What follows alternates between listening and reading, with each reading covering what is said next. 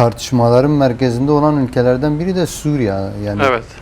Suriye'yi biraz da değerlendirmek gerekiyor. Biraz da asıl konumuz olarak. Suriye bu anlaşmadan nasıl etkilenir? Çünkü çok farklı şeyler de var. Az önce belirttiğimiz gibi yani İsrail, Lübnan, Hizbullah savaşı içerisinde Amerika Suriye'yi öne sürmeye çalışıyor. İşte Suriye bu konuda iyidir, Şar'a çok iyidir diyerek Trump bunu biraz şişirerek de bir balon gibi aslında daha önce Saddam'a yapıldığı biçimiyle, Saddam'ı İran'ın üzerine sürme biçimiyle şimdi Şar'a'yı biraz da Hizbullah'ın üzerine veya İran destekli güçlere sürmeye çalışıyor. Bu Suriye'de nasıl bir durum ortaya çıkarır bu yaklaşımlar? Evet, yani böyle bir politikaları var. Ahmet Şara ve geçici hükümetini Hizbullah'a karşı sınırda savaştırma politikaları var, yani hazırlama politikaları var. Ve bu en son Mazlum Abdi'nin şeydeki görüşmesinde, Hevler'deki Tom Barak'la görüşmesinde bile geçtiği söyleniyor. Resmi olmamakla birlikte kendisine de Haside güçlerinin, özel savaş güçlerinin burada buna karşı savaşmaları gerektiği ve Mazlum Abdi'nin reddettiği tarzında şeyleri de var, yani bilgileri de var. Ancak İran ve ABD eksenli bakıldığında Suriye yansıması nasıl olacak? Şimdi İran'la ABD arasındaki savaş anlaşmaya varılırsa, savaş durursa Amerika'nın önceliği Suriye'nin güvenliğini ve istikrarını sağlamak için olacaktır yani. Dolayısıyla buraya yoğunlaşacaktır. Buraya yoğunlaşması durumunda da bir, İsrail'in, İran'ın Suriye içerisindeki nüfuzunun azalması, askeri nüfuzunun azalmasına sebebiyet verecektir ve takip edilecektir diye düşünüyorum. İkincisi, sınır güvenliğinin, çatışmaların azalmasına neden olacaktır. Üçüncüsü, Suriye'nin artık savaş sürecinden diplomasi masasına, diplomatik süreçlere girişip hem İsrail'le hem Lübnan'la hem kendi içinde müzakere sürecine ağırlık vermesi beklenebilir. Dördüncüsü de Kürtler ve entegrasyon sürecini daha da hızlandırabilir bu süreç yani. Eğer öyle bir şey oluşacaksa zemin oluşabilir ve Amerika da bunu dayatabilir. Entegrasyon hemen erken bitsin, Suriye hemen kendi şeyine kavuşsun, merkezi bir yapıya kavuşsun. Rojavan süreci, entegrasyon süreci de erkene alınsın yani. Yani siyasal inşa sürecini hızlandırma evet, hızlandıracaktır diye düşünüyorum. Yani. Evet. Peki şimdi tam bunu derken aslında şöylesi riskler de var. İzliyoruz. Özellikle DAEŞ'in şu anda Suriye'de tekrardan gündeme gelme durumu var. Yani bu süreçte DAEŞ'in tekrardan hortlatılması, DAEŞ'in eylem yapar düzeye gelmesi, işte daha önceki haftalarda Amerika bir rapor hazırlamıştı. 20 bin kayıt içinde olan ve kaybolan DAEŞ'linin olduğu belirtiliyor Suriye'de. Şimdi DAEŞ'in Suriye'de bu şekilde tekrardan gündeme gelmesi bu savaşla bağlantılı mıdır? Yani İran'ın bir kışkırtması veya yönlendirmesi olarak okuyabilir miyiz? Evet, yani öyle okunabilir. Hem İran'ın kışkırtması hem Amerika'nın politikası sonucu da olabilir. Yani kendileri de kışkırtabilir yani. İran üzerinden, başka güçler üzerinden de bunu kışkırtabilirler. Vekalet savaşlarını tekrardan gündeme getirebilirler. Farklı güçleri ortaya sürebilirler. Ve bu süreci bu şekilde hem krizli devam ettirme hem de diplomatik süreçleri geliştirme ikisini beraber yürütebilirler. Ülkeyi zaten politikaları gereği de ülke istikrara kavuşmamalıdır yani. İstikrar adı altında sürekli krizin olması gerekiyor. Sürekli bazı güçlerin savaş çıkılması gerekiyor ki kendi politikaları hayat bulabilsin yani. O açıdan böyle bir şey beklenebilir ve DAEŞ güçlüdür. Zemin olarak güçlüdür. DAEŞ bitmemiştir yani. DAEŞ sadece susturulmuştur. Zamanı geldiğinde tekrar uyandırılacaktır yani. Çünkü DAEŞ'i oluşturan kendi politikalarıdır yani. Direkt destekleme bir yana, politikaların sonucu tepki olarak geçmesi bir yana, gerektiğinde tekrardan açabilir, farklı bir isimle çıkabilir. Çünkü zemini vardır, bu bir altyapısı güçlüdür, bu bir inançtır, bu bir ideolojidir. Bu böyle kolay kolay bitecek bir şey değil ve Orta Doğu genelinde de düşünecek olursak dine dayalı bir örgüttür yani. Dolayısıyla buna doğru bir politikaya yaklaşılmazsa DAEŞ bitmez yani. Evet. Diğer yandansa dediğim gibi yani Şar'a'yı ya da HTŞ güçlerini Hizbullah'la çatışmaya çalışma şeyi var. Şimdi gerçekten Şara veya HTŞ Hizbullah'la çatışacak güçte midir? Gücü varsa bile Hizbullah'la çatışabilir mi? Yani HTŞ'nin Hizbullah'la çatışma gibi öyle bir şey gücü olmadığını düşünüyorum ben. Fakat Amerika paramiliter güçleri oluşturaraktan kendi bünyesinde zaten 11 parçadır, 11 ayrı örgütten ve yüzlerce hala bütünleşmeyen örgütler var yani. Bunları kullanaraktan Hizbullah'a karşı savaştırma, Hizbullah'ı denetleme, Hizbullah'ı sınırlandırma politikaları var yani hazırlık süreçleri var. Hatta şöyle bir yazı da geçti geçen süreçte yani bugünlerde kendi sayfalarında geçiyor. Hizbullah'a karşı savaşacak olan kişilere $1500 verilecekmiş tarzında böyle örgütleme hazırlıkları var yani. Halkın içerisinde diğer şimdiye kadar savaşta bulunan askerleri toplama, bu yönüyle örgütleyip sevk etme, çalışma, hazırlık yapma durumları var yani. Bunu yapan da HTŞ'nin kendisidir yani. İngiltere ve Amerika bunu örgütlüyor kendi içerisinde. Her ne kadar Ahmet Şara siyasi olarak biz buna karşıyız, biz savaşmayız, Hizbullah'a karşı gibi söylemleri olsa da işte sınır güvenliğini sağlamak açısından biz bunu yapıyoruz dese de özünde Hizbullah'a karşı örgütlendirilen, hazırlanan bir HTŞ ve kendi içindeki grupların gerçekliği var yani. Peki. Savaşabilirler. Yani eğer ismi Hizbullah'a karşı savaşılırsa bu şu anlama geliyor. Yani Suriye İsrail'in yanında yer alacak. Peki toplumsal açıdan Suriye'nin özellikle HTŞ'nin dayandığı toplumsal zemine baktığımızda bu HTŞ'nin kendisine dönecek bir durum ortaya çıkarmaz mı? Çıkarır. Kesin olarak çıkarır ve büyük tepki de toplayacaktır. Evet, İsrail'in yanında olmasa da İbrahim Anlaşması'na bağlı olarak bu bir parçası olarak bu geliştirilmeye çalışılıyor. Fakat kendi içerisinde Suriye'nin içerisinde büyük bir kesim buna karşı razı olmayacaktır yani.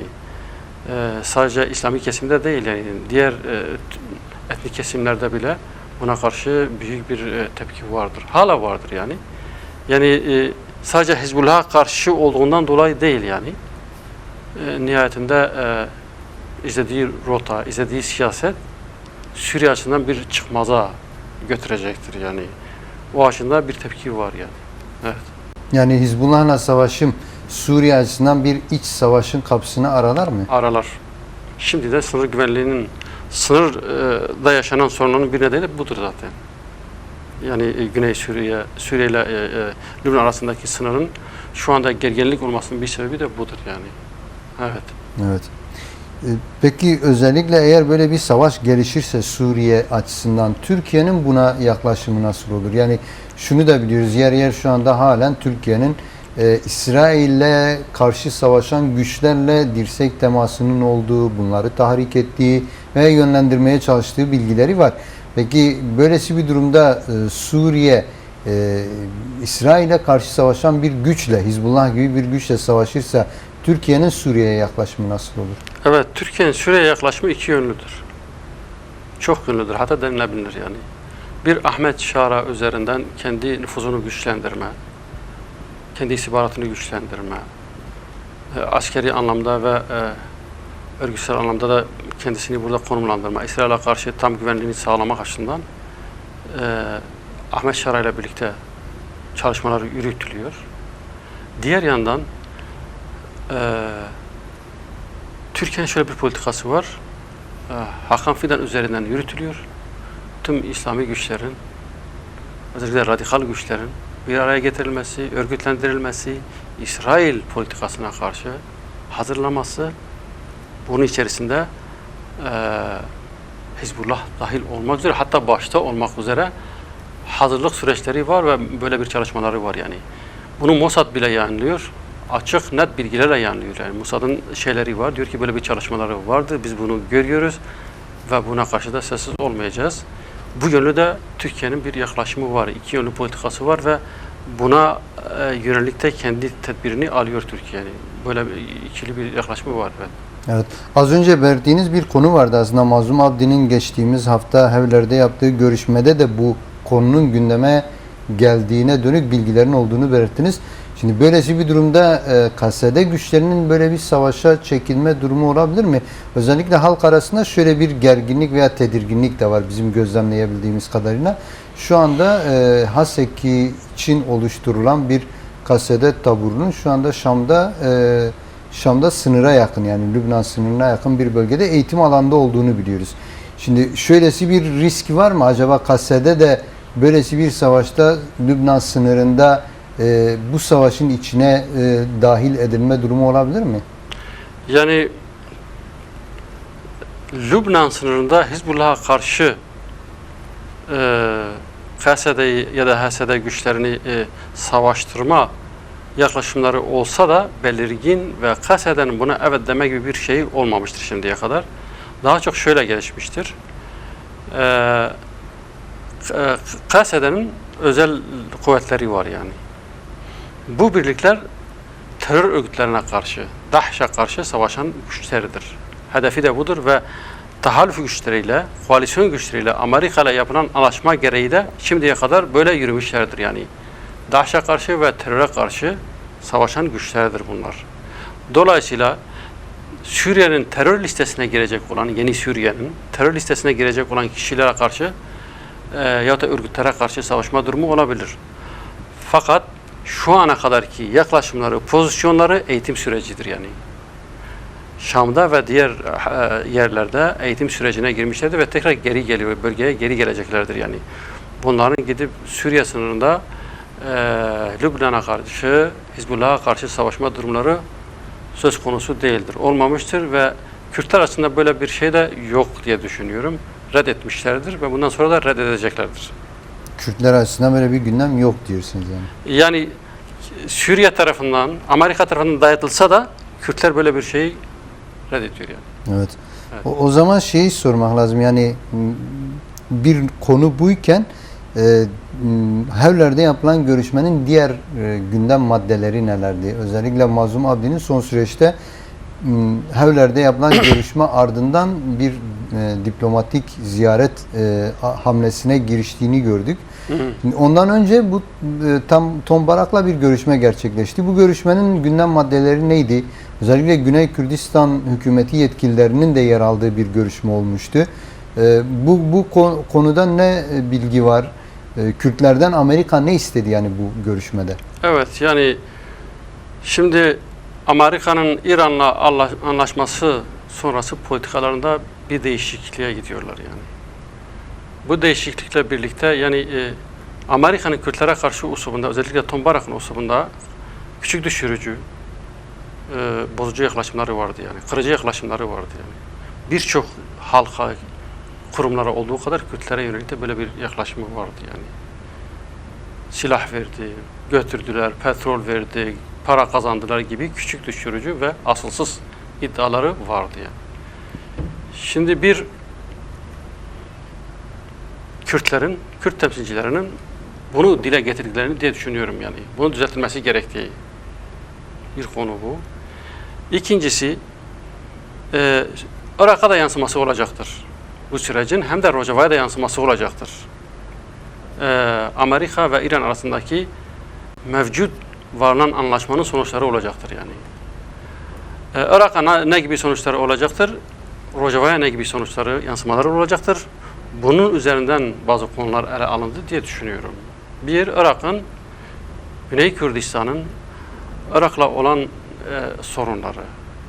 Yani bir petrol sorunu, iki ekonomi sorunu, üç en son süreçte gelişen entegrasyon süreçleri sorunu ele alındı diye düşünüyorum ve bunlara pozitif yankı bulacaktır diye düşünüyorum. Bu çatışmasızlık süreci bunun ele alındığı. İkincisi, Suriye ve Suriye'den Rojava'ya yansımaları olacaktır bu sürecin. Ciddi düzeyde Rojava'yı etkileyecek bir yansıma olmayacaktır diye düşünüyorum. Fakat en azından Suriye açısından bir diplomatik sürecin gelişeceği, dolayısıyla entegrasyon hızlanması gerektiği süreci, aynı şekilde bu süreçle entegrasyonun nasıl gittiği ve niye sonuçlanmadığı, sonuçların ne olacağı üzerinde bazı kaygıların dile getirildiği diye düşünüyorum. Bunları gidermek için, sonuçlandırmak için bazı çalışmalar öne sürüldü diye düşünüyorum. Bunların başında şu geliyor yani. Rojava kalacak mı, kalmayacak mı sorusundan ziyade artık bu aşıldı. Nasıl bir özellik Rojava kalacak? kısmi düzeyde mi kalacak, özgün mü kalacak, tam mı kalacak? Bunun tartışıldığı ve Yani yasal boyutları Evet. üzerinde mi tartışılacak Evet, acaba? yasal boyutlarının güvenceye alınması, sadece Şam hükümetine bırakılmaması, bu entegrasyon sürecinin sadece Şam geçici hükümetine bırakılmasının büyük riskler getireceği, büyük riskler doğuracağı ve bakış açılarının farklı olduğu, sadece kültürel bazı özgürlükler olabileceği yöndedir. Bunun aşılması ve yapılan anlaşmanın daha önce 29 Ekim'de uygulanması için mevcut özelliğinin nasıl olması gerektiğine yönelik, statüsünün ne olması gerektiğine yönelik somut bazı şeylerin olması gerekiyor. Bu konuda Şam adım atmıyor. Dolayısıyla bunun siyasi ayağının güçlenmesi için Mazlum Abde ve İlham Ahmet'in Tombarak'la görüşmesi olduğu diye düşünüyorum ve şu andaki Avrupa gezisinin de bunun bir devamı. Sadece diplomatik ilişkilerden ziyade Kürtlerin ilişkilerinin, Kürtlerin Rojava'daki statüsünün, Kürtlerin siyasi durumunun ne olacağı yönelik destek arayışlarıdır aslında. Böyle belirtebiliriz. Somut bir şey de yok, daha açıklama yapılmamıştır. Fakat tanıdığım kadarıyla Mazlum Abde'nin halktan bir şey gizlemiyor yani. Açıklama yapacaktır diye düşünüyorum. Yani görüşmelerin ardından resmi bir açıklama Yapar. bekleniyor. Evet, bekleniyor yani. Evet. Yani özellikle şimdi bu görüşmelere karşı bazı rahatsızlıklar da dile geldi. Onu da belirtmek gerekiyor. Başta şöyle bir söylem vardı. Tombarak'ın bu ziyaretleri çok onaylamadığı. Daha sonrasından Şara'nın kendisinin de aslında hani resmi bir sıfatı olmaması nedeniyle Fransa'da Dışişleri Bakanlığı tarafından karşılanması, yine farklı diplomatik ziyaretleri geçici Şam hükümetinin dışında yapıyor olmasına dönük rahatsızlıklar oldu. Bunları nasıl değerlendirmek gerekiyor? Yani yerinde rahatsızlıklar mıdır? Ortak bir koordinasyon çerçevesinde mi olması gerekiyordu ya da Kürt tarafı tek başına, kendi başına böyle bir ziyareti gerçekleştirmesi, görüşmeleri gerçekleştirmesi neden böyle bir tartışmaya yol açtı? Evet, yani bu bir sorun. Ciddi bir sorun. Çünkü entegrasyonun tam olarak tanımlanmaması, hukuki boyuta oturtulmasından kaynaklı olarak bu tür sorunlar çıktı ve çıkacaktır. Daha önce de bu sorunlar yaşandı. Şimdi Ahmet Şara'nın entegrasyona bakış açısından kaynaklı olarak bu tür şeyler yaşanıyor yani. Bir, Kürtler Rojava'da idari olarak ve askeri olarak Suriye merkezine entegrasyonu gerçekleştiriyor yani. Adımlar atılmıştır, atılmaya devam ediyor. Fakat Kürt siyasi birliği, Kürtlerin siyasi birliği özgünlüğü var yani. Demokratik toplum alanıdır. Dolayısıyla bu özgürlüğünden kaynaklı olarak dış siyaseti de geliştirebilir yani. Bu toplumsal siyasettir. Ve Mazlum Abdi de Şam hükümetinin bir üyesi değildir. Kendisine önerilen Başbakan Yardımcılığı, Cumhurbaşkanı Yardımcılığı reddetmiştir yani. Bu denetime girmemiştir. Girmiş olsaydı bir yere gitmek için kendilerinden izin alması gerekiyordu. Yani o resmiyete tabi olması gerekiyordu. Tabi olması gerekiyordu. Şu anda askeri olarak entegrasyona giren bazı komutanlar var yani. Ona bir yere giderken mutlaka izin istemeleri gerekiyor. Fakat Mazlum Abdi siyasi bir aktördür ve Kürtler açısından siyasi birliği, Rojava'daki siyasi birliğin aktörüdür ve Kürt Ulusal Birliği'nin Rojava'daki temsilcisidir. Dolayısıyla onlar adına dış siyaseti yapabilir, gidip gelebilir. Evet, diyebilir ki ben gidiyorum ama izin istemek zorunda değildir. Kendisinin de yaptığı bence budur yani. Ve Kürtler adına gitmiştir. Suriye adına gitmemiştir. Suriye adına gidecek olursa, Suriye diplomasi adına girecek olursa başka yerlere elbette ki Şam'dan izin alması gerekiyor. Fakat Suriye adına gitmemiştir. Rojava Kürtleri adına gitmiştir yani. Ve bu bir ayrımcılık değildir. Bu bir dışlama değildir. Veyahut da bu biz ayrılıyoruz mantığı değildir yani. Böyle bir sonuç çıkarılmaması gerekiyor. Suriye içerisinde özgün ve demokratik toplumu yaratmış olduğu imkanlara dayanaraktan kendi toplumunun siyasetini yapıyor ve görüşmeler yapıyor. Bu yönlü eleştiriler olabilir ama bunun kaynağı da demokratik anayasanın oluşmamasıdır yani. Yani bu rahatsızlık ileriki günlerde bir tepkiye yol açar mı veya bir tutum almaya yol açar mı sizce? Yani entegrasyon şöyle bir sonuç getirebilir. Suriye geçici hükümeti ve Ahmet Şara en küçük bir şeyi de koz olarak kullanaraktan entegrasyonu geciktiriyor. Koz olarak kullanıyor, geciktiriyor, dayatıyor, başka imkanları kısıyor. Dolayısıyla koparmaya çalışıyor, başka türlü koparmaya çalışaraktan buna evet diyor daha sonradan. Yani. Böyle bir tepkileri olabilir fakat temel bir krize dönüşeceğine inanmıyorum. Ne Amerika buna izin verir, ne Rojava Kürtleri izin verir, ne de mevcut siyasi süreç ve yapı buna izin verir diye düşünüyorum. Evet.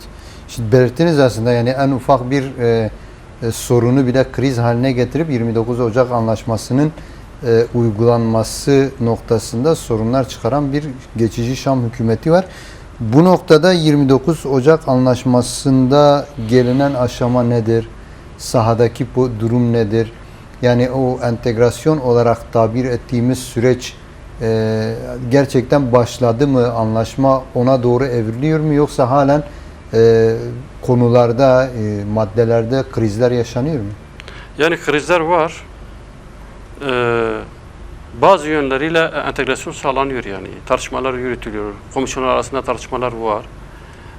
Çözülen yanlar var yani. Çözülen bazı sorunlar var.